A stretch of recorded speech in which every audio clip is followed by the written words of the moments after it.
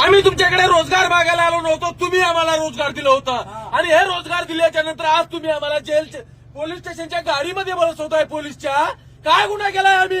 तुम्ही 10 गोपाळ्या करून आज तिथं मंत्रालयामध्ये बसताय आमच्या मतावर निवडून येऊन आणि आज तुम्ही आम्हाला जेलमध्ये बसवताय. आज जोपर्यंत तुम्ही आम्हाला रोजगार देणार नाही तोपर्यंत आमचा हा युवा प्रशिक्षणार्थी जेलमधून बाहेर पण येणार नाही. साहेब बघून घ्या तुमच्यामध्ये किती दम आहे आणि युवामध्ये किती दम आहे. आज युवा पेटलाय, या युवाचा उलटा अर्थ होतो वायू आणि हा वायू सारखा पेटलाय. देवेंद्र फडणवीस साहेब हे येणाऱ्या काळात तुम्हाला दाखवून देईल आता काय होतंय समोर. ते तुम्हाला एवढ्या कोणताही कायदा हातात न तुम्हाला घेता एवढ्या संख्येने निवडून सत्तेवर बसवलं. आम्ही सर्व युवा नाही आणि आमचं एकच मागणं होतं की आम्हाला रोजगार द्या. आम्ही तुम्हाला सत्तेत बसवलं. आज सत्तेची चव चाकायला तुम्हाला आम्ही दिलं तर तुम्ही आम्हाला ह्या पोलीस व्हॅनमध्ये बसून जेलच्या हवा करण्यासाठी आम्हाला पाठवतात. हे सरकार नाकर्ते सरकार आहे आणि आम्ही पूर्ण पूर्ण महाराष्ट्रातला युवा जर पेटून उठणार नाही तर आमचं नाव तुम्ही युवा प्रश्नात ठेवू नका. हा पूर्ण महाराष्ट्रातला युवा नक्कीच आता पेटून उठणार आणि याचा तुम्हाला येणाऱ्या काळामध्ये खूप मोठा फटका बसणार.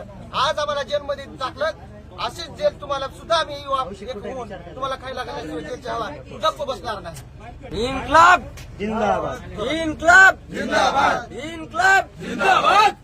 बोला सर. असा कसा देत नाही? अरे असा कसा देत नाही? देवा भाऊ बसला खुर्चीवर, युवा बसला पोलीस व्हॅनमध्ये, युवा बसला जेलमध्ये, देवा भाऊ बसला खुर्चीवर. त्या कारवाईबद्दल 11 महिने प्रशिक्षण पूर्ण झालेल्या प्रशिक्षित प्रशिक्षणार्थ्यांना कायमस्वरूपी रोजगार भेटला पाहिजे. कायमस्वरूपी नाही देता येत असलं तर कंत्राटी पद्धतीचा द्या. कंत्राटी देता येत नसेल तर एक्सटेन्शन द्या, मुदतवाढ द्या.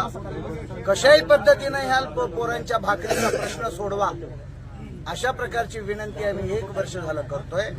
पण हे निर्दयी सरकार, या लाडक्या भावाच्या लाडक्या बहिणीच्या मतावर निवडून आलेलं आहे सरकार आता आपली स्वतःच्या खुर्ची मजबूत झाल्यानंतर या राज्यातल्या युवकांना वाऱ्यावर सोडतंय आणि पुन्हा आज रोजगार मागायला आलेल्या या बेरोजगार युवकांना, प्रशिक्षित युवकांना, मुख्यमंत्र्यांच्या लाडक्या भावांना मुख्यमंत्रीच आज जेलमध्ये भरती करत आहेत.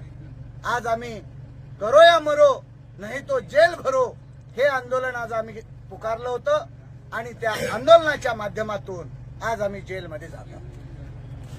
टाळ्या वाजवा. इन्कलाब जिंदाबाद. इन्कलाब जिंदाबाद. भारत माता की जय.